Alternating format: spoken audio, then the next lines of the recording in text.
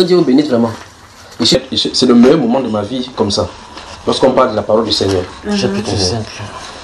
Ah. Et puis là, tu n'as pas fait comme ça. Où ça? C'est pour ça qu'il voyage. Il voyage à cause de ceci. Donc il vous a retrouvé aujourd'hui. La voix vous a vu aujourd'hui. Chapitre 5. Bon, nous allons lire, on va aller vraiment doucement, d'accord? Voilà. Qui va lire? Tu veux lire? Attends, toi tu es au verset 1, il y a tant qu'elle lit. Maintenant, je vais vous donner le verset. Maintenant, nous allons lire doucement, du verset 22 au verset 28. 28 et 28, on va continuer jusqu'au verset 32. Donc 22 jusqu'au 28. Jusqu'au 28 d'abord. 22. Vous n'avez pas de souligneurs? Vous voyez les devoirs domestiques. Éphésiens chapitre 5. 22. Femmes, Oui. soyez soumises à vos maris, Oui. comme au Seigneur. Oui. Car le mari est le chef de la femme, tout comme le Christ est le chef de l'Église. Stop. On commence à nous donner le problème là-bas maintenant. On dit que on a pris une similitude ici. Le chef de ta maison ici, c'est qui? C'est quoi? C'est quoi mon chef? de noter ce passage. Mais notre voiture, elle est ici, non? J'ai déjà noté ici. Voilà. Écoutez, on va aller doucement. Ouais, je vais doucement, je fais tout pour que vous compreniez ce que la Bible a dit. Alors, on dit que la femme soit comment? Soumise à son mari. Donc tu vois, vous voyez effectivement que les lois européennes, quand vous dites que l'égalité entre l'homme et la femme, vous avez décliné, non? Comment tu me regardes encore comme ça, ma soeur? Vous avez dit qu'il parle aujourd'hui sans me fâcher. Vous n'êtes pas fâché, non? Non, je ne suis pas. On n'est pas. Non, parce que là, ouais, écoute, ouais, c'est on t'a posé la question, qui est chef ici chez toi? Voilà. Qui est le chef ici? Il y a tant ton mari le matin. C'est toi la chef ou bien c'est lui?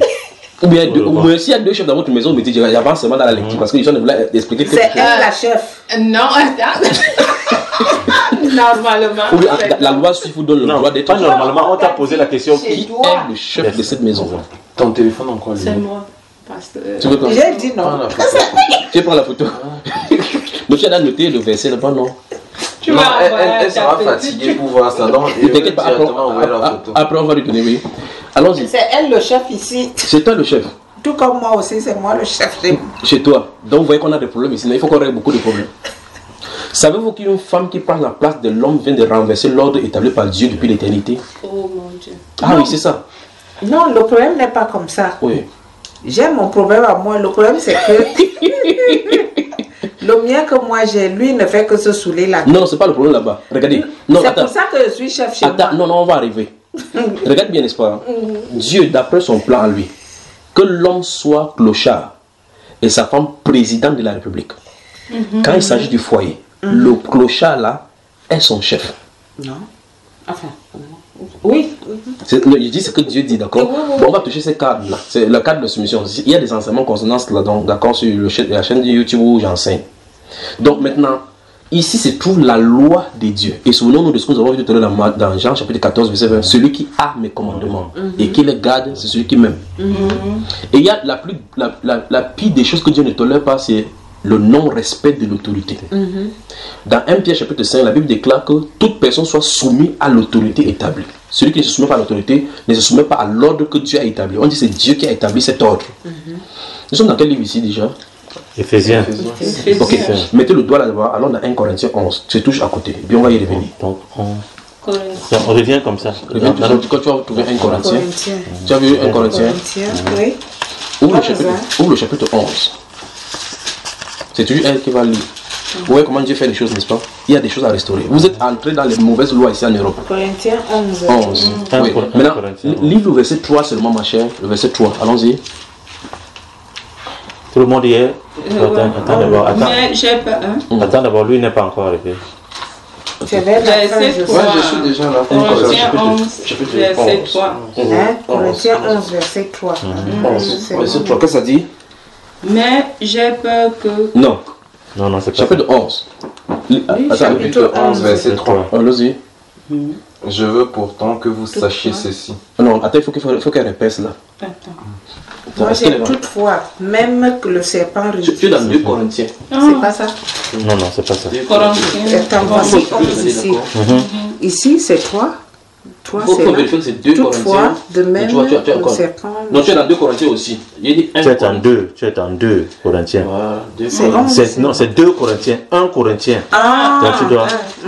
Non, c'est déjà. Voilà le 1 Corinthien ici. Après tu vas seulement au 11 maintenant. On y va. Voilà. Maintenant, lis le verset 3 maintenant. Vous vous souvenez? Attends, il faut qu'on voie. Comment? Que Dieu vous bénisse. C'est un gros souci. Hein. C'est un gros souci, il faut qu'on restaure cela. Peut-être c'est pour ça que le Seigneur a voulu qu'il vienne dans votre maison ici. Voilà. D'accord. Le thème de l'amour et de l'insoumission au niveau du couple, c'est un grand problème devant Dieu. Allons-y, verset 3, allons-y. Verset 3 seulement. Je veux pourtant que vous sachiez ceci. Le chef de tout homme, c'est le Christ. Oui. Le chef de la femme, c'est l'homme. Regarde-moi. Tu dois savoir ça. Je veux pourtant que vous sachiez que ça. Je le sais, moi. Tu sais ça? Je le sais, oui. C'est quand on sait ça, oui. Il dit que celui qui a mes commandements et qui les garde, c'est celui qui m'aime. Oui, moi, je n'avais jamais lu ce passage. Non, moi donc, je sais que sous aucun prétexte. qui est le commandant dans la maison. Mais non, c'est bon. Non, ne parle plus. Ne parle plus, c'est ça là. Quand tu sais déjà ça, c'est bon. Parce qu'en réalité, le premier volet, c'est que je veux que vous sachiez que le chef de tout homme, c'est Christ. Et donc, si le chef de tout homme, c'est Christ, ça ne peut pas être renversé. Même si l'homme est n'importe quoi, même si Christ a fait n'importe quoi, même s'il fait n'importe quoi, l'homme ne peut pas être le chef de Christ. Cet ordre-là ne peut pas être renversé. Donc, sur le plan spirituel, le Christ est le chef de tout homme. Et puis, sur le plan charnel, l'homme est le chef de la femme. Vous ne pouvez pas renverser, ça n'a pas de sens. Ça n'a pas de sens. C'est pour cela qu'il y a un enseignement où j'ai enseigné que les lois européennes sont contre la famille et contre la femme. D'accord? Souvenez-vous qu'on était dans Éphésiens. Et notre but pour d'aller à Éphésiens, c'était de voir la définition de l'Église et l'implication. Contre l'homme ou bien? Comment? Contre l'homme, les lois européennes. Contre la femme particulièrement, parce qu'en réalité, elle a comme l'impression qu'on lui a donné le pouvoir. Alors que ce pouvoir, c'est pour la détruire et détruire la famille par conséquent.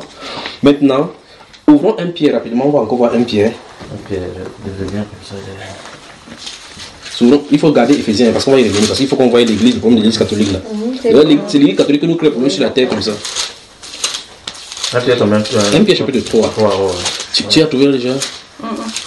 Ne lis pas encore moi. On va faut qu'elle retrouve. Tu es où là? Chez Pierre. Un Pierre, chapitre 3. Ça c'est le deuxième épître de Pierre. Rentre comme ça. Non, là ça tu as sauté. Premier épître. Deuxième épître de Pierre. Ça c'est le deuxième épître. Donc ça c'est 1 Pierre chapitre 3. Là. C'est toujours toi qui lis. 1 Pierre chapitre 3. Lis-nous à partir du verset 1 jusqu'au verset 7. Allons-y. 1, 2, 3, c'est parti.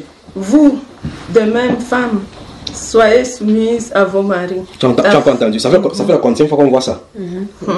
Troisième fois. Continuons. Afin que même si quelqu'un refuse de croire à la parole, oui, il soit gagné sans parole par la conduite de leur femme. Donc ça dit que même si l'homme est n'importe comment, même s'il n'est pas croyant, même si tu dois lui être soumis. Ça oui, ça a respiré, pas vrai? C'est vraiment à prendre un souffle. Allons-y. Je crois qu'il va falloir qu'on vous explique des choses concernant les lois dans lesquelles vous vous trouvez ici en Europe. Parce que vous êtes mal barré sans vous en rendre compte. C'est pas l'homme qui m'a fait venir ici. Non, il parle pas de. Il dit les lois dans lesquelles vous vous trouvez. Il n'a pas dit que. Il dit les lois dans lesquelles vous avez ici. D'accord? Nous sommes en Suisse. Vous avez entendu parler du projet de CERN, le tunnel qu'on a inauguré ici. Chez moi là-bas. Derrière chez moi. Derrière à Mérin. Le tunnel qu'on a inauguré. Oui, sur la CATV ou CATV. Quel CATV? Ça s'est passé à Euronews et tout le France. Non, moi je vous ai regardé sur. RTS. Alors, je vous pose la question, c'est il y a une ville ici où je t'en ai regardé. Non, on va sortir de ces cadres-ci, où il y a des gens qui font la sorcellerie pure. Pourtant, c'est une ville que Dieu a visitée dans le passé. Ça, c'est un pays où Dieu a visité dans le passé, la Suisse. Bon, continuons ici, on ressent le femme, sinon on va quitter là-bas. Oui. Oui, femme. Oui. En considérant votre conduite pure et respectueuse, que votre parure ne soit pas extérieure. Oui. Cheveux tressés, bijoux d'or, toilette élégante, mais quelle soit la disposition cachée du cœur, parure incorruptible. Grand prix. D'un grand prix. Qui est d'un grand prix? D'un esprit doux et paisible, qui est d'un grand prix devant Dieu. Donc la question qui peut se poser ici naturellement, c'est que la femme veut plaire à Dieu ou veut plaire aux hommes. Parce qu'ici on dit que voici ce qui est d'un grand prix devant Dieu, la parure, l'attitude intérieure, doux et paisible, là, incorruptible, d'accord? Continuons. C'est ainsi qu'autrefois se paraient les saintes femmes qui espéraient en Dieu, Oui. étant soumises à leur mari. Oui. Comme Sarah, oui. Telle Sarah qui obéissait à Abraham, appelant son Seigneur. Stop. Tu peux appeler ton mari ton Seigneur? Où est ton chef? Non, Luc. Mon amour, c'est Mon amour, c'est son nom. Mon amour. L'amour, c'est le nom romantique. Mais ici, c'est le nom de la soumission. Pour montrer, en anglais, pas de chieftaincy, pour montrer sa supériorité. Et cette supériorité, si c'est ça que la loi européenne n'a pas compris les choses de Dieu. Enfin, c'est Satan qui est derrière. On comprend, on perçoit la supériorité que Dieu a donnée à l'homme comme si c'était la dictature. Et par conséquent, l'homme ne fonctionne pas. Celui qui a compris la chose de Dieu comprend que c'est une complémentarité. De même que Dieu demande à la femme d'être soumise à la femme, à l'homme, de même Dieu impose au mari d'aimer sa femme. Donc quand la femme se soumet, parce que l'homme, il n'y a aucune chose qui crée le désordre dans un foyer comme l'affront à son autorité. C'est pour ça que ces deux choses-ci, l'amour de l'homme vis-à-vis de la femme et l'autorité de la femme à être soumise à son mari, tant que ça ne fait pas, c'est le divorce qui va être consommé. Voilà pourquoi il y a le divorce ici chez nous. C'est à cause de ça. Le blanc, il est trop fort. Oui, on vous a gâté. Le blanc est trop fort. Quand il a réussi son coup. Hein. Quand une femme va se soumettre et appeler son mari mon Seigneur, oui. Mais là, l'homme va te prendre comme une moins que rien. Donc ça veut dire que c'est comme ça que ma femme qui est couchée là m'appelle.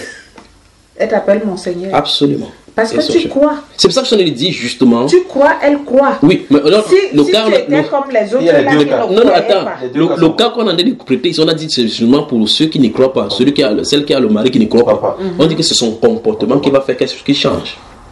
On a tout fait. Vous avez tout fait à la manière des hommes. Mais tout à l'heure, nous avons lu tout à l'heure que Jésus a dit que c'est celui qui a, il n'a pas dit ceux qui ont. Il a dit celui qui a mes commandements, c'est celui qui m'aime. Je l'aimerai, je me ferai connaître et je viendrai chez lui. Donc si maintenant tu commences à obéir à Dieu que Seigneur, j'ai vu maintenant que tu as dit il doit être me soumettre, je me soumets. Il viendra à toi, il va passer au travers de toi pour transformer. Parce que là, vous utilisez les techniques des psychologues, les techniques de la vie, vous lisez les romans pour essayer de leur appliquer. Les films, des séries, ça ne marchera pas. C'est la parole de Dieu. À l'époque de nos ancêtres, je pense que c'était comme ça. C'est naturel. C'était comme ça. Mais depuis que le blanc est venu avec la technologie et tout ça, tout a changé. Tout gâté. C'est pour ça qu'il dit qu'ils ont réussi leur coup. Et comme ça ne change pas, ça va changer. Ça va changer parce que vous êtes en train d'entendre. Les gens qui m'entendent depuis ont déjà changé, même ici en Europe. Elles sont nombreuses comme ça. Nombreuses. Le voilà, voici votre frère. Ça me touche là. Ça me touche. Je suis tout à fait d'accord avec toi, tu comprends? Oui. Je suis parfaitement d'accord avec toi que je peux appeler mon homme mon Seigneur. Oui. Tu vois, je peux l'appeler s'il croit. Oui. Mais non, Dieu n'a pas dit. Attends. C'est pour, je dis bien s'il croit. Oui. Parce que s'il croit et qu'il lise la Bible en disant ce qu'on vient de dire. Dieu n'a pas imposé des conditions de croyance sur la soumission de la femme vis-à-vis de l'homme. Changer parce que quand elle voit comme ça. Écoutez-moi très attentivement. Dieu n'a pas imposé la condition de croyance en lui ou en sa parole vis-à-vis de la soumission à l'homme. D'après ce qu'on a lu dans 1 Corinthiens 11, il a dit que je veux que vous sachiez que Christ est le chef de tout homme. Est-ce que c'est tous les hommes qui croient au Seigneur Jésus? Non. Qu'ils croient ou qu'ils ne croient pas, Christ est quand même leur chef. Fin de citation. Oui, c'est clair. Et donc maintenant, ici on dit que femmes, que chacun de vous soit soumise à vos maris, afin que si quelques-uns ne croient pas à la parole, qu'ils soient gagnés sans parole, par la conduite de leur femme. Donc Dieu n'a pas dit que si ton mari croit, celui soit soumise. Que non, c'est pas cela. Je sais. Donc l'or dîner Seigneur. Non, ce que je sais, c'est que l'esprit. C'est ce qu'il faut faire. Avez-vous remarqué que divorcer ici en Europe, c'est vous, est facile. Vous voyez, pourtant la parole de Dieu enseigne que personne ne sait pas ce que Dieu a joint. Vous voyez? Donc, parce que la droit qu'on vous a donné, c'est que si ça ne va pas vous porter plainte à la police, on prend l'enfant, on retire l'enfant. La dislocation de la famille. Là, le noyau où ça doit être serré, c'est plutôt là-bas où Satan a donné la faille. Et quand vous faites ça, vous avez l'impression que vous êtes à l'aise. Par conséquent, les femmes préfèrent de se divorcer et vivre comme ça, sachant qu'ils auront les honoraires et les droits sociaux. Ces droits sociaux les conduiront en enfer. Il faut rentrer dans le moment de l'intelligence pour savoir ce que Dieu veut. Voilà pourquoi nous sommes là pour vous conduire. On avance. On continue là. Donc une femme. Moi je n'étais pas bien là-bas. Attendez, vous montrer quelque chose. Une femme. La Bible dit qu'une femme qu'une femme qui crée des querelles à la maison, exactement, c'est mieux de vivre à l'angle d'un toit qu'une femme. Et dans votre Bible, comme vous avez la version, dans Siracide, il est dit effectivement que ça vaut la peine pour un homme de vivre à un lion qu'avec une femme querelleuse à la maison. Imaginez que jusqu'à quel point la Bible en est dit. Et donc ici, la Bible nous dit qu'une femme querelleuse et une gouttière de pluie en plein été, c'est la même chose. Et donc, Proverbe 14, verset 1 nous dit que la femme sage bâtit sa maison, l'insensé la détruit de ses propres mains. Donc la Bible parle de la femme sage, de la femme insensée. La Bible parle de la femme vertueuse. Cette femme-là, on dit que la grâce est trompeuse, la beauté est vaine, mais celle qui craint l'Éternel, c'est elle qui sera louée. Jocelyne ne me dit non plus, va divorcer. Vous voyez? Il peut croire, puisque avec la solution humaine, il dit qu'au lieu de souffrir comme ça, tu vas divorcer. Si tu ne peux pas divorcer, le seul fait qu'il te donne le conseil, vous allez rendre compte à Dieu pour cela. Parce que Jésus a dit que personne ne sait pas dans ce que Dieu a joint. Même si vous déchirez l'acte sur la terre, vous séparez comme ça, au ciel, vous ne pouvez pas séparer cela. Parce que votre accord, vous ne pouvez pas aller chez Dieu pour enlever votre accord. Parce que le mariage consiste en l'accord, pas à votre acte de naissance ou l'acte de mariage. Ce n'est pas ça qui consiste. Vous voyez? Donc, c'est pas parce que quand les hommes signent. Quand vous signez, ça n'a rien à voir. Parce qu'il y a des gens qui sont signés l'acte de mariage que devant Dieu, ils ne sont pas mariés. Ouais. Puisque chez vous, ici, vous signez des actes pour avoir les papiers. Vous faites d'autres signes avec les propres sœurs. Pas vrai? C'est pas la sorcellerie que vous faites ici. C'est Dieu qui a uni ça. Comment? Est-ce que c'est donc Dieu qui a uni ça? Il dit ceci. L'accord, quand vous donnez l'accord du mariage, pour les gens qui sont mariés, les gens qui ont donné l'accord que ce n'est pas le mariage. D'autres qui n'ont même pas signé ces choses là-bas. Il y a des gens qui n'ont pas de papier de l'acte de mariage, qui sont mariés légalement devant le Seigneur. Vous voyez cela? Mais d'autres qui ont ces mêmes papiers-là, mais qui ne sont pas mariés devant le Seigneur. Comme tu me dis souvent que vous êtes marié à Tawaka Makara avec Nibalou Abalali. Tu veux parler à langue, ça pas vrai. Tu peux donner un peu le chapitre de la croyance en Dieu là. Si tu as dit que. Jean 14, verset 20 à 25, non? Si on garde, c'est comme on l'aime. C'est Jean 14, verset 20 à 23. Donc, je veux que vous compreniez ceci. En réalité, je crois qu'il va vous donner les enseignements parce qu'il y en a près de 1000 enseignements concernant tous ces thèmes, c'est que nous allons le voir. Jean 14, verset 20 à 23. C'est qu'en réalité, la femme, telle que vous êtes comme ça, au sens physique du terme, vous avez été constitué différemment des hommes et vous êtes une source de prophétie pour la Bible. C'est pour ça que dans Ephésiens, vous allez voir comment on a pris sa femme pour commencer à comparer à une église. C'est pour ça que c'est là où ça nous a amené pour montrer effectivement. Donc, la femme est le type même, l'exemple de l'église. On va arriver là-dessus, mais finissons avec l'affaire des soumissions aussi. Donc, ici, il dit, la femme, au verset 3, n'est-ce pas? Je veux que vous sachiez que l'homme et la femme est le chef, Christ est le chef de tout homme. Et l'homme est le chef de la femme. Et puis, il va dire maintenant que toutes les femmes qui prient, qui prophétisent, sans mettre quelque chose sur la tête, déshonorent son chef. Non, je dois mettre le foulard alors. Non, lis d'abord. Il faut que tu dises que c'est écrit dans la Bible. Je sais que c'est comme ça que les femmes doivent être. Non, le problème c'est que quand peut-être tu savais ça par réflexe religieuse. Mais tout à l'heure nous avons vu que chaque chose doit être vérifiée dans la Bible. Comme ça, la prochaine fois. Non, laisse les protestants tranquillement. Il faut le dire dans la Bible. Parce que tu vas dire comme ça, tu vas aller chez les autres, ils vont dire que non, nous ne mettons pas ici. Ça va être dans les traditions des gens. Nous avons convenu dès le départ que si nous voulons voir quelque chose, c'est dans la Bible. Parce que quand tu vas voir là-bas, c'est pas les protestants qui ont écrit cela. Le verset 4, maintenant, c'est au verset 4, c'est écrit, c'est qu'on a mis le lit. Mais quelle soit la disposition cachée du cœur. Ah non, nous sommes dans la 1 Pierre. Ok, 1 Pierre, allons-y. Oui, continue jusqu'au verset 7. Mais quelle soit la disposition cachée du cœur, parure incorruptible, d'un esprit doux, paisible, qui est d'un grand prix devant Dieu. Donc une femme digne de ce nom, on va chercher ces choses qui est d'un grand prix devant Dieu. Continuons. C'est ainsi qu'autrefois se paraient les saintes femmes qui espéraient en Dieu étant soumises à leur mari. On parle de autrefois. On donne un exemple comme Sarah, qui appelait son mari Abraham comment? Son Seigneur, pas vrai? C'est un défi pour cette époque. Obéissait à Abraham. Abraham l'appelant son Seigneur. C'est effectivement à respirer, je vous dis. Parce que si Sarah se réveille maintenant, après la chicote, elle va chicoter toutes les femmes européennes. Continuons. Elles dont vous êtes devenues les filles en faisant le bien. Stop. Maintenant, quand tu lis la Bible comme ça, puisqu'on parlait tout à l'heure de méditation, quand tu lis, tu arrives dans ce genre de versets, tu dis que elles dont vous êtes devenues des filles en faisant ce qui est bien. Tu dois t'arrêter là-bas parce que la Bible ne parle plus de toi. Parce que tu ne fais pas ce que Sarah faisait, si ça ne te concerne pas. Et donc tu dois te poser la question, mais on a dit que Sarah est un exemple pour moi qui suis sa fille. La question c'est, suis-je la fille de Sarah? Ici on ne parle pas de la fille de Sarah en tant que biologique, mais la fille de Sarah en tant que répliquant ce qu'elle a fait de bien pour représenter les femmes. Et par conséquent je dis, Quand je lis la Bible comme ça, il faut que j'imite ce que Sarah a fait. C'est pour cela qu'elle est mise dans la Bible pour représentation pour vous. Alors, ça veut dire que si tu veux utiliser les modèles de sainte femme, si tu dis que tu sais Dieu, tu vas imiter Sarah. Continuons. Qui obéissait à Abraham, l'appelant son Seigneur. Oui. Elle dont vous êtes devenues les filles en faisant le bien. Oui. Et en ne vous laissant troubler par aucune crainte. Donc ça veut dire que la loi des Européens ne te fait pas craindre. Continuons.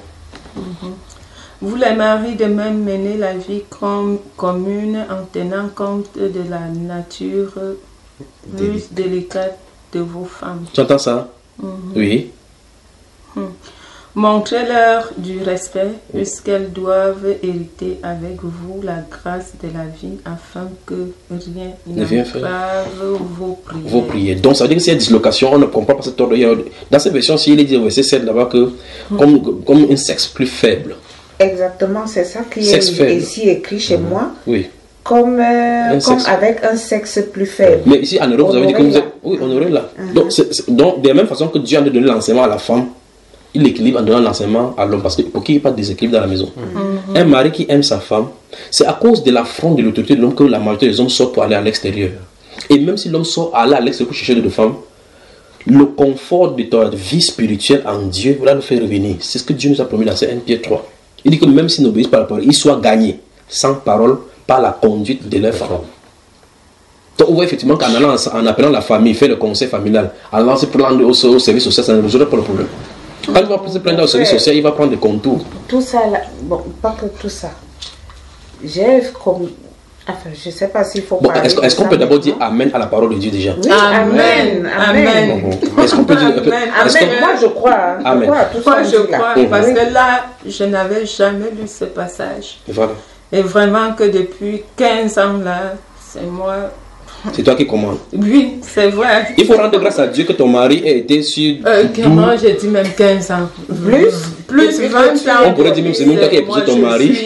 L'homme du premier mari. Même avec Luc, c'est elle qui... Il va falloir que demain, quand Luc va venir, on en parle, d'accord? Il faut qu'on en parle. Mais ils ne sont pas mariés. Comment tu dis qu'ils ne sont pas mariés? On est mariés, on est... Mariés, qu'ils vivent dans la même maison. Non, laisse le papier. Abraham et Sarah dont on parle tout à l'heure, ils n'avaient pas de papier. J'en sais rien. Non, le mariage, c'est ça. Le mariage, c'est pas le papier. C'est les droits de l'homme. Moi, en tant que ça prêtre, comme tu as dit tout à l'heure là, je suis censé mettre les gens parce que voici le but pour lequel nous sommes envoyés. Pour que les gens qui avaient les pieds qui glissaient dans le monde puissent retourner. Il faut qu'ils disent que voici la place dans un foyer, voici sa place de la femme, voici la place à son mari. Et que chacun, et en les montant dans la Bible, que chacun voit ses responsabilités. Il y a la place des enfants dans la Bible. C'est pour ça que la Bible régularise toute la vie. Si une famille suit la parole de Dieu et se réunit chaque soir pour partager ainsi, il n'y a pas d'harmonie plus grande que celle-là. C'est pour ça que j'ai dit, ça je connais. Je connais que la femme, l'homme, ainsi de suite, tu vois. Je connais tout ça. Sans avoir lu. Je connais tout ça. Mais le problème avec moi, je ne sais pas si on peut en parler maintenant. Oui, ça dépend de vous. Parce que si c'est pas trop privé, si c'est trop privé, on parle en privé. C'est privé. Parce que ne touchez pas votre cas particulier. Votre cas privé, si c'est un cas particulier, il faut résoudre ça pour donner les directives de Dieu par rapport à cela. Parce qu'on a entamé un thème ici par rapport à l'église. Donc, mettons ça en apôtre, on va y revenir. Sinon, même si on fait 2 heures de temps, je ne peux pas oublier là où on a commencé. Pour ne pas oublier, je cite à mon noté. Non, ne t'inquiète pas, je vais te noter, c'est déjà noté, c'est agrafé là-bas. Voilà. D'accord? Agrafé. C'est agrafé, je l'ai agrafé. D'accord? Mais je veux qu'on rentre dans 1 Corinthiens 11. 1 Corinthiens 11. Là, on a fini maintenant avec 1 Corinthiens 1 Pierre 3. 1 Corinthiens 11, vous avez ouvert ça tout à l'heure, ne fermez pas. Vous avez ouvert 11. Nous avons lu le verset 3, pas vrai? Aidez-la ici. Il faut toujours mettre le doigt. Corinthiens, c'est là. Chapitre 11, Chapitre 11, on a lu le verset 3. On a lu, je veux pourtant. Voilà, relis encore le verset 3. Je veux pourtant que vous sachiez ceci. Le chef de tout homme, c'est le Christ. Le chef de la femme, c'est l'homme. Oui. Le chef du Christ, c'est Dieu. C'est Dieu. Donc, je vois que ça, on peut renverser cette hiérarchie, pas vrai? Maintenant, allons-y. Maintenant, il continue maintenant. Tout homme qui prie ou prophétise la tête couverte fait affront à son chef. Arrêtons-nous là-bas. Explique-nous ce que tu viens de lire. Donc, si un homme se couvre, il veut se mettre au même niveau que Tu connais les gens qui prient comme ça? Les musulmans. Encore? Et qui encore? Les protestants aussi. Le pape, qu'est-ce qu'il fait le pape? Oui, le pape aussi, il a un petit bonnet.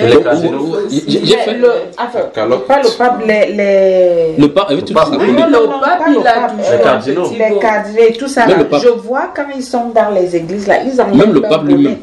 Même le pape, ils ont toujours un petit toujours. Ils ont toujours avec le même le petit là, ils enlèvent. Non, ils n'enlèvent pas. Non, ils n'enlèvent pas. J'ai déjà remarqué ça dans les églises quand je vois la télé là. Non, si tu veux, on met même maintenant il n'enlève pas. Même ça, quand même, quand il lit l'homélie, il a toujours cette truc là-bas avec la tête. Pas la langue. La langue, non, la langue, non. Mais le plus petit rouge là. Ah non, ils n'enlèvent pas. C'est le chapeau qu'ils enlèvent. C'est le grand chapeau qu'ils enlèvent. Et ils enlèvent donc, ils mettent donc quoi? Le plus petit là. Bon, il couvre quand même, non? Il couvre. Oui, le plus petit est toujours là. Voilà. C'est le long qu'on enlève. Non, ils enlèvent à cause d'une cérémonie parce qu'il y a une signification à cela. Oui, parce que ça peut tomber, ça c'est clair. Voilà, ça peut tomber. Maintenant, réduisons ce que toi me lis, c'est qu'on dit la verset 4. Verset 4. Tout homme Tout homme qui prie. qui prie ou qui prophétise la tête couverte déshonore son chef. Bon, ici tu vois qu'effectivement, qu'on n'a pas dit qu'un le pape accepté. On a dit tout homme. Donc si c'est un homme, si Dieu a fait quelque chose de la Bible, il met quelque chose sur la tête, il déshonore son chef. Et on a signifié en haut que son chef était Christ. Donc tu vois effectivement que les leaders religieux sont conscients du fait qu'ils ne servent pas Dieu. Ah oui. C'est écrit là noir et blanc. Donc tu dois enlever ça. Non, le verset suivant. Non, doucement. Non, doucement. Lisons doucement là-bas, verset 5. Allons-y. Il y a la suite. Mais toute femme qui prie ou prophétise, tête nue, fait affront à son chef. Donc ça veut dire qu'en réalité, la femme doit avoir quelque chose sur la tête, l'homme lui ne doit pas avoir. Donc ça veut dire que ceci est exactement comme si elle était rasée. Ça veut dire donc que les protestants, comment on les appelle, les nordistes là, les nordistes là, parce que je travaille avec d'autres, elle est toujours... Non, en réalité, les nordistes que tu dis, elles imitent les chrétiens. C'est parce que le modernisme... Mais les chrétiens, nous, on n'a pas ça. Non, mais est-ce que tu viens de les lire là maintenant? Ça n'a pas changé aujourd'hui. On lit ça. Moi, je suis comme ça avec... Donc, eux, elles m'ont dit, parce que parfois on parle aussi de ça dans les travaux et tout ça là, je lui demande que tu es une belle femme. Pourquoi tu es toujours couverte? Rien que là qui se voit. Elle dit non, c'est pour respecter mon mari. Je lui dis non, en France, je connaissais des Marocaines qui n'avaient aucun truc sur leur tête. Ça veut dire qu'ils ont quitté le Maroc, venus là-bas, le modernisme français les a nettoyés. Non, elles m'ont dit, même au Maroc, elles sont tête couverte. Non, c'est parce que le modernisme, j'étais au Maroc aussi, c'est parce que le modernisme est en train de faire son chemin comme ça a fait le chemin dans la vie chrétienne. Or, regarde bien, le Coran est venu 600 ans après la Bible. Donc ce que tu viens de voir là, avant que le Coran ne vienne, c'était déjà écrit. Par conséquent, ce sont les musulmans qui utilisent, qui imitent les chrétiens. Donc quand tu vois les gens, quand on voit les chrétiens, comme souvent les gens voient ma femme, ils disent que mais tu es musulman. Il dit qu'on est chrétien, il dit quand un chrétien, il dit c'est vous les musulmans qui imitent les chrétiens. Parce que le passage que tu viens de lire là est longtemps avant les chrétiens, avant que les musulmans ne viennent. Donc c'est parce qu'en fait avec les musulmans, avec les chrétiens, le modernisme, les gens lisent, on fait n'importe quoi, on dit que non, Dieu tolère, pourtant c'est écrit là-dedans. Donc en réalité ce n'est pas nous qui imitons les musulmans, c'est les musulmans qui imitent. Donc les musulmans ont compris, ils ont maintenu cela. Mais le modernisme a fait à 5 ans, on dit que non, ce n'est pas grave, mais voilà la parole de Dieu. Et elle m'a dit même à la maison, parfois, quand elle n'est que ses enfants sont mariés, elle enlève le foulard, mais quand elles sont clang-clang, elle va vite... Mais la parole nous a dit que toute femme qui prie ou qui prophétise, donc quand tu veux prier, tu dois avoir quelque chose sur la tête. Quand quelqu'un vient te rendre visite, tu dois avoir... Non, on n'a pas la condition de prier. Non, je parle de la Bible. Non, je ne parle pas des traditions. Les traditions des hommes, c'est les traditions des hommes. On a dit ici là que toute femme qui prie, parce qu'il s'agit de Dieu ici, on parle de l'adoration. Toute femme qui prie ou qui prophétise, la tête couverte, déshonore son chef. Donc dans le moment de prière, tu dois lire la Bible, tu dis, oh Seigneur Jésus, tu dois couvrir. Alors au chapitre 14, je vais vous montrer quelque chose encore. Ok. Chapitre 14. De Corinthiens, oui. Ouvrez seulement le chapitre 14. Je vais vous montrer quelque chose. Nous souvenons de là où on se trouve au niveau de la définition de l'église. C'est ça qui nous a conduit, c'est parce qu'on a parlé de soumission, ça vous a enlevé l'intestin. Chapitre 14. On va lire les versets 33, 34, 35 et 36. 33. Tu as trouvé, mon cher? Allons-y. Car Dieu n'est pas un Dieu de désordre. De désordre. Pardon, mais un Dieu de paix. Oui. Comme cela se fait dans toutes les églises des saints, que les femmes se taisent dans les assemblées. Oui. Elles n'ont pas la permission de parler. Elles doivent rester soumises, comme dit aussi la loi. Mais vous voyez les femmes pasteurs, je dis pas vrai. Oui. Ça sort d'où alors? Et je me pose la question. Nous posons aussi la question parce que la Bible a dit le contraire, pas vrai. Quand il aura fini de tourner les fesses, maintenant les pasteurs.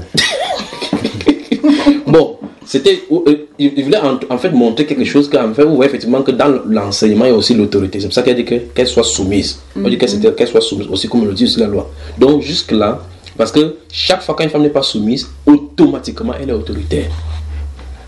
Parce que la soumission et l'autorité sont liées.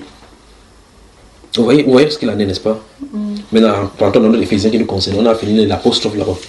Il était question ici, parce que nous sommes en train de lire Matthieu chapitre 16, nous avons vu dans les deux versions là-bas qu'ici, il était question des rocs, l'église qui Jésus est censé bâtir sur le roc, là-bas sur pierre, et on a fait des spéculations. On a vu que l'église était au singulier. Et on a vu manifestement que dans notre époque, il y a plusieurs églises catholiques. Et on a essayé de voir dans l'histoire qu'en réalité, l'église catholique ment en disant que l'apôtre Pierre est mort à Rome. Et on a vu que ces différentes pensées ne marchent pas parce que l'apôtre Pierre, d'après eux, était le premier pas. Ça ne peut pas marcher parce que l'église était déjà avant l'apôtre Pierre. Maintenant, nous allons rentrer. Bon, le but maintenant était de voir pour élucider cela, la définition de l'église. C'est quoi l'église au juste? C'est là où nous nous retrouvions dans le livre d'Éphésiens, chapitre 5, verset 22 et suivant. On y va maintenant. Éphésiens. Chapitre 5. Attends, je vois ici là que... Je vois ici là que la femme ne doit pas parler, même dans une église. Mais c'est de ça qu'on donne de parler. Voilà, et pourquoi donc elles sont dans les églises maintenant? Bonne question. Surtout chez les protestants. Les évangéliques.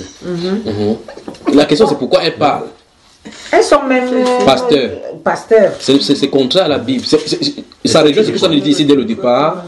Je t'ai parlé de l'autorité tout à l'heure et j'ai parlé du fait que si tu vas quelque part chez les francs-maçons et que tu trouves la Bible, tu ne dois pas quand même aller là-bas. Toi tu dis c'est parce qu'ils servent Satan. Mais Jésus a dit que celui qui a mes commandements et qui les garde, c'est celui qui m'aime. Donc ça dit que ces personnes n'aiment pas le Seigneur. Parce que le verset 37, qu'est-ce que le verset 37 dit? Le 37, si quelqu'un croit être prophète ou spirituel, qu'il reconnaisse ce que je vous écris est un commandement du Seigneur. Et si quelqu'un ignore, qu'il l'ignore. Et si quelqu'un l'ignore, qu'il l'ignore. Donc voilà un commandement qui veut décrire. Jusqu'à dire que celui qui a mes commandements et qui les garde, c'est celui qui m'aime. Donc une femme qui prend la Bible pour aller prêcher en tant que pasteur n'aime pas le Seigneur. Parce que le commandement du Seigneur dit qu'elle doit se taire. Vous voyez le problème qu'on se trouve aujourd'hui. Alors maintenant, on rentre dans Éphésiens chapitre 5. Maman, oui, c'est vraiment ça. On doit dire verset 22. Oui, verset 22. Alors, c'est là où nous avons commencé. Il a dit que femme. Allons-y. Elle n'arrive pas à dormir. Non, elle a déjà dormi, elle s'est réveillée seulement. Vous pouvez venir si vous voulez. Vous voyez? Ça, c'est Sarah, ça. C'est qui ça? Je crois qu'il y a un moustique. On est sûr. Je te dis. Écoutez, ça me fait que c'est parti. Non, je vais la voir, ne t'inquiète pas. Alors, heureusement qu'on n'avait pas la nouvelle femelle ici, là. Allons-y. C'est Corinthiens. Non, Éphésiens chapitre 5. Chapitre 5.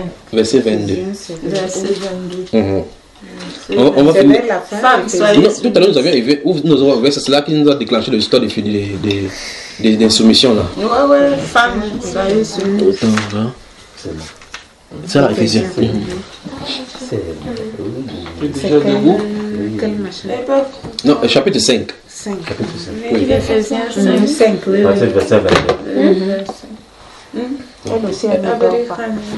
Non, c'est bon parce que c'est la parole qui réveille les gens comme ça dans la maison. Noah, ça va? Noah. Allons-y. Mais c'est bien, ça a amené sa grande soeur ici. Ça a amené sa grande soeur. On y va. Femmes, soyez soumises à vos maris. Doucement maintenant, on va aller doucement. Allons-y, femmes, soyez soumises à vos maris. Oui. Comme au Seigneur. Comme au Seigneur. Donc le style de soumission qu'on exige de la femme, c'est comme au Seigneur. Donc ça veut dire que pour la femme, le mari est pour lui comme Jésus. N'est-ce pas ma soeur? Continuons la lecture, c'est même pas là. Il faut qu'on ne pas toucher le cadre de l'église maintenant. Car le mari est... attendez. Lui encore lui, oui. Car le mari est le chef de la femme. tout comme le Christ est le chef de l'Église. Là, dans ce cas, maintenant, on a deux entités qu'on va devoir expliquer. D'accord? Il va prendre ces fruits pour représenter chaque membre. À ma droite, je vais mettre le groupe de Christ. À ma gauche, je vais mettre le groupe de la femme. D'accord? Je vais mettre ici, voici Christ ici. Voici l'Église. Donc celui-ci est plus grand que celui-ci. Donc voici Christ est le chef de ceci. Et puis je vais mettre ici l'homme. Et puis je vais mettre ici la femme. Voici deux groupes. Et ceci est amené en comparaison. Si c'est amené en comparaison, on peut regarder les éléments comparatifs. D'accord? Alors on dit que la femme soit soumise à son mari comme l'Église est soumise à Christ. Donc par analogie, la femme représente l'Église. Et l'homme représente Christ. Voilà l'ordre des choses. Maintenant, je vous pose donc la question. Dans cet ordre-ci, qui est représenté par celui-ci? C'est l'homme. C'est Christ là, n'est-ce pas? Et celui-ci aussi, c'est un être. Celle-ci, c'est un être. Pas vrai? Ça, c'est la femme. Voici l'homme. Voici Christ. Et vous dites que celui-ci, c'est un bâtiment commun. Puisqu'on a d'exiger à celle-ci, on a d'exiger à celle-ci d'être soumise à son mari comme cet être-ci est soumis à cet autre être. Les bâtiments sont soumis, ont le caractère de soumission. Vous voyez qu'il y a des problèmes. Puisqu'on dit, femmes, soyez soumises à vos maris comme l'Église est soumise à Christ. Tout à l'heure, on va voir la définition en bas. Même en réfléchissant comme ça, vous voyez que l'Église ne peut pas être un bâtiment, un lieu de prière. Parce qu'on n'est pas en train de poser la question, demander à un lieu d'être soumis à Christ, pas vrai? D'accord? Vous comprenez, n'est-ce pas? Donc, si c'est les éléments comparatifs, celui-ci est un être, forcément celui à qui on a le comparé, c'est un être. Si celle-ci est un être, alors celle-là doit être un être. Parce que c'est un être qui a une volonté. À qui, et qui peut être des choix de cette volonté. On a dû donner des ordres à se soumettre. D'accord? Maintenant, continuons. Lui, le sauveur de son corps. Non, c'est mieux qu'on relit maintenant. On relit encore. On recommence tout. Oui, allons-y. Vous qui craignez. Non, verset 22. Femme. Écoutez bien, écoutez encore avec cette similitude-ci, cette comparaison, oui. Verset 22. Oui. Car le mari est le chef de la femme. Oui. Tout comme le Christ est le chef de l'Église. Oui. Maintenant, regarde, maintenant, et là, sur l'Église, maintenant, on va continuer avec la définition. Allons-y. De l'Église qui. Lui, de l'Église, lui, le sauveur de son corps. Alors, on dit lui, le sauveur de son corps. Lis ici, parce que là, c'est ambigu, là. Allons-y. Qui est le chef? Oui. Or, de même, c'est là. Alors, verset 22, recommençons au verset 22 encore. Je recommence à 22. Oui. Femme. Oui, voici la femme. Que chacune soit soumise à son mari. Oui. Comme au Seigneur. Oui. Car le mari est le chef de la femme. Oui. Comme Christ est le chef de l'Église. Écoutez maintenant, écoutez, oui. L'Église, ça continue. Qui est son corps. Stop. Donc, on dit Christ est le chef de l'Église qui est son corps. Donc, qui est son corps. Donc, l'Église est son corps de Jésus. Ah, ça commence. Donc, on va continuer, on va amplifier sur l'Église pour identifier qui elle est. On dit et dont il est le sauveur. C'est ce qui est écrit. Really? Et dont il est le sauveur. Stop. Oui. Voilà. Donc, on vient d'identifier quelle est cette Église. Parce que dans Matthieu chapitre 16, elle avait dit je bâtirai mon Église et les portes de Hadès ne prévaudront pas contre elle. Ici, on vient d'identifier que Christ est le chef de l'Église. Et on a défini cette Église comme étant son corps. Et vice-versa, on a dit qu'il est venu pour sauver cette Église. Donc, il est mort pour cette Église. Je me pose la question. Jésus est mort pour quel bâtiment? Aucun. Ça veut dire qu'on a des problèmes là maintenant. Ça veut dire qu'aucun lieu ne peut être appelé bâtiment. La deuxième chose, c'est on a dit que cette Église-là est son corps. Pas étonnant qu'il a dit qu'on ne peut pas détruire, parce que son corps, on ne peut pas détruire. Alors, si l'Église-là est son corps, la basilique, c'est un pied de Rome. Si on creuse le mur, là, c'est le corps de Christ qu'on a de creuser. Vous verrez que l'Église catholique manque, pas vrai? Parce que Christ n'est pas mort pour l'église de ce bâtiment-là. Il y a de l'or partout. L'or partout. Ça n'a rien à voir avec les oiseaux lugubres partout. Donc ça dit que le corps de Christ ne peut pas être un bâtiment sur la terre. Nous sommes d'accord, non? Parce qu'on a dit qu'il est le sauveur. Et on demande à cette église-ci de se soumettre à Christ. Parce que ça veut dire que cette église a une volonté. Nous sommes d'accord. Et bien plus encore, on dit que Christ est mort pour cette église. dont il est le sauveur. Continue encore, la comparaison va avancer. Comme la femme aussi, le corps. Oui, c'est ça, il arrive parce qu'on n'a pas encore touché ça, il arrive. Verset 24. Écoutez, non, lis ici, ma soeur. Or, de même que l'Église est soumise au Christ, oui, les femmes aussi doivent l'être à leur mari en toutes choses. Remarquez bien que le mot là-bas c'est devoir. On a dit le mot doivent, c'est une obligation. En toutes choses. En toutes choses. Maintenant, y a-t-il une possibilité? Jusque-là, le but de ces passages, c'est d'identifier c'est quoi l'Église. Le but pour lequel nous sommes de lire ça, c'est pour identifier en fin de compte, on va ressortir pour dire qu'est-ce que l'Église en fin de compte, pas vrai? Ici, on dit que, or, de même que l'Église est soumise à Christ, les femmes doivent l'être, donc doivent être soumises à leur mari en toutes choses. Ça veut dire que pour le cas des discussions entre Christ et l'Église, il n'y a pas de discussion entre Christ et l'Église. Quand Christ donne son ordre, l'Église obéit. Christ ne peut pas donner l'ordre de l'Église, dire à Christ que tu ne fais pas ça, moi je ne fais pas. Mais c'est ce qu'on voit à la maison. Au point où c'est même l'Église, la femme qui demande le divorce par rapport à... C'est Christ qui peut se divorcer de l'Église, pas le contraire. Voilà, continuons la lecture. Marie, oui, que chacune aime sa femme, que chacun aime sa femme. Vous avez vu que quand on a fini avec la soumission de la femme, on a touché le mari, non? Maintenant, de la même façon qu'on va toucher Marie et même sa femme, on va commencer à dire aussi la même comparaison. Allons-y. Comme Christ a aimé l'Église. Oui. Et c'est lui-même pour elle. Non, regarde bien ce qui est écrit. Hein?